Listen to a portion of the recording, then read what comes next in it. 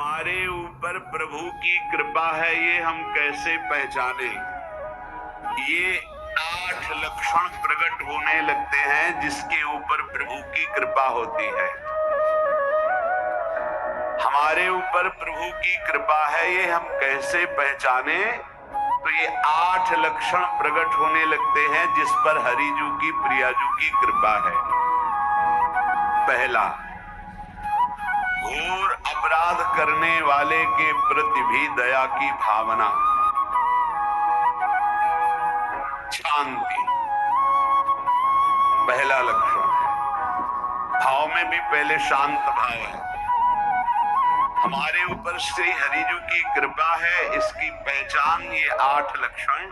पहला, शांति, अर्थात घोर अपराधी के प्रति भी गुस्सा ना क्षमा करना, ये हरि की कृपा का लक्षण है।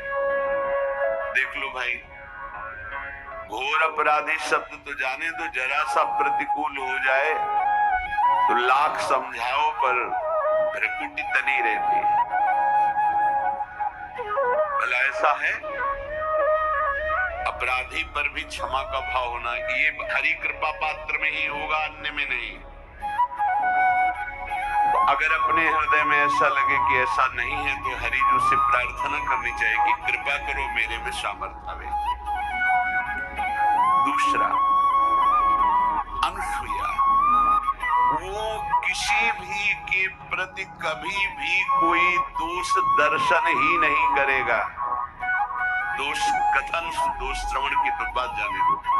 अनुसूया, दूसरों के गुणों में दोष ढूंढना ये नहीं होता, हरि कृपा पात्र में ही रहता। ये सब भजन के नाश करने वाले, जैसे पहला अपराधी पर क्रोध कर देना। माया ने भेजा इसीलिए था कि तुम्हारे साथ व्यवहार ऐसा करे कि तुम क्रोध करो, क्रोध करोगे तुम्हारी ऊर्जा शक्ति नष्ट हो जाएगी, अध्यात्म में जो चलने की थी। और कहीं तुमने संकल्प कर लिया तो भजन शक्ति नष्ट हो जाएगी। तो अगर भजन बल है तो गया, जरूर इसको दंड मिलेगा, पक्का मिलेगा, 100% मिलेगा, लेकिन आप खाली हो गए। न भजन करने की वृत्ति रहेगी और न भजन रहेगा, दोनों बार। अनुसूया, किसी के सद्गुणों में दोष देखना, गुणों में दोष ढूंढना, ये हरि कृपा पात्र में नहीं होता। ये बहुत मंगलमयी बातें जिससे हमारा भजन मार्ग पुष्ट होता है। तीसरा, वो बाहर से और भीतर से पवित्र रहता है, हरि कृपा पात्र। शौचाचार का ज्ञान होना चाहिए, वस्त्र आपके पवित्र होने चाहिए, ये बाहरी जल रज आदि के द्वारा बाहरी पवित्रता।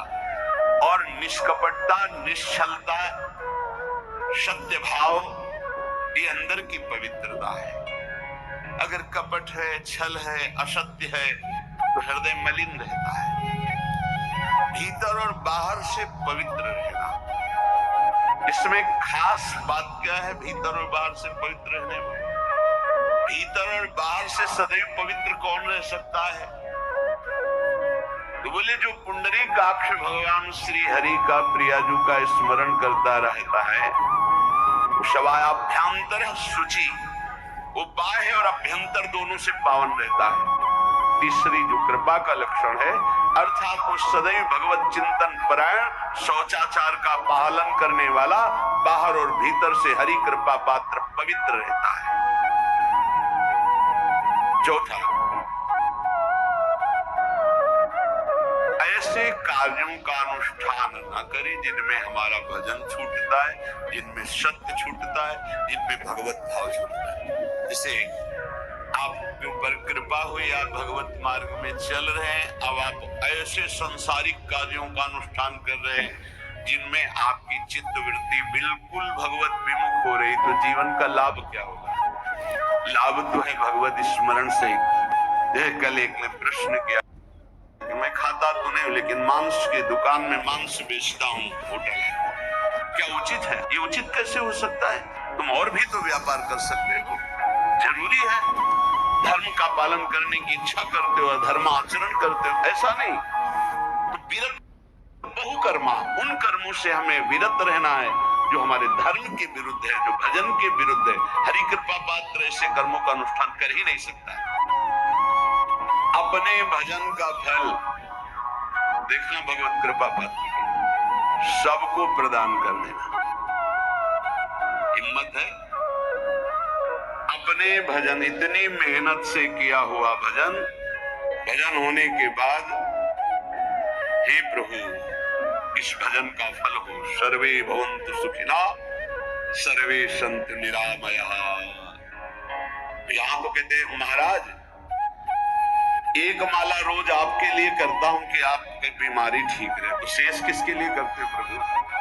शेष अगर इष्ट और गुरु के लिए तुम्हारा है कि एक माला करते तो फिर इतनी माला करते तो हमें क्या होगा? सब आपको दे देंगे तो हमें क्या होगा? तभी भजन का रास्ते ले जाना। छठवां, अपने भजन से अपने लिए कुछ दूसरों की तो बात जाने दो, दूसरों से कुछ ना चाहना ये तो ठीक है, अपने भजन से अपने लिए कुछ ना चाहना है हिम्मत। देखो ये हरि कृपा पात्र में हिम्मत, अपना भजन अपने प्रयोग में ना लाना, इसका भी आंतरिक रहस्य है।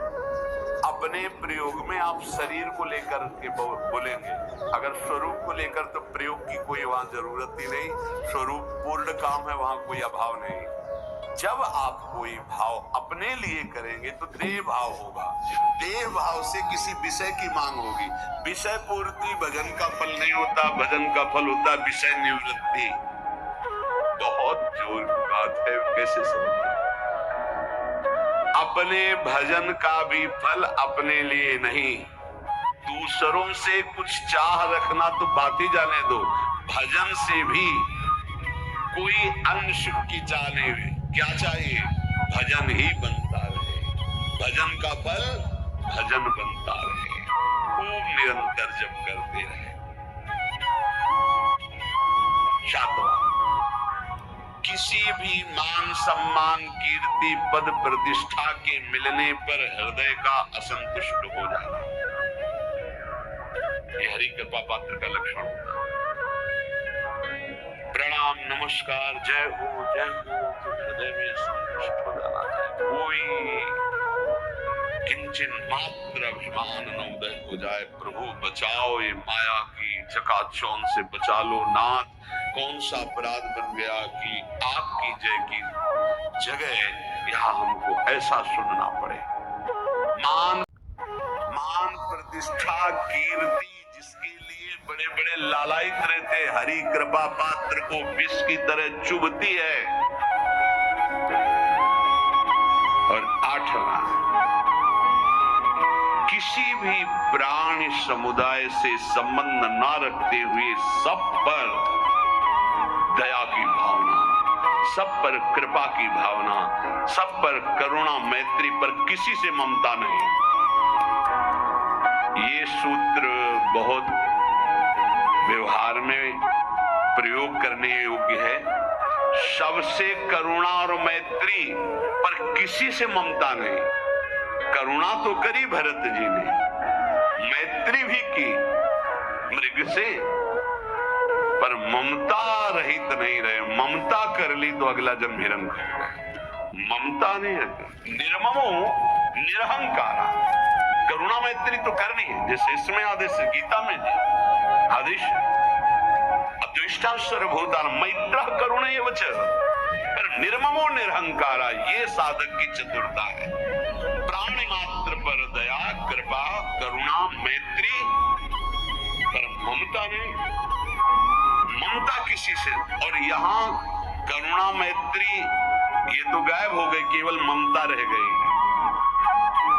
अपने शरीर से ममता, शरीर संबंधियों से ममता, विषय भोगों से ममता, यही जहर है।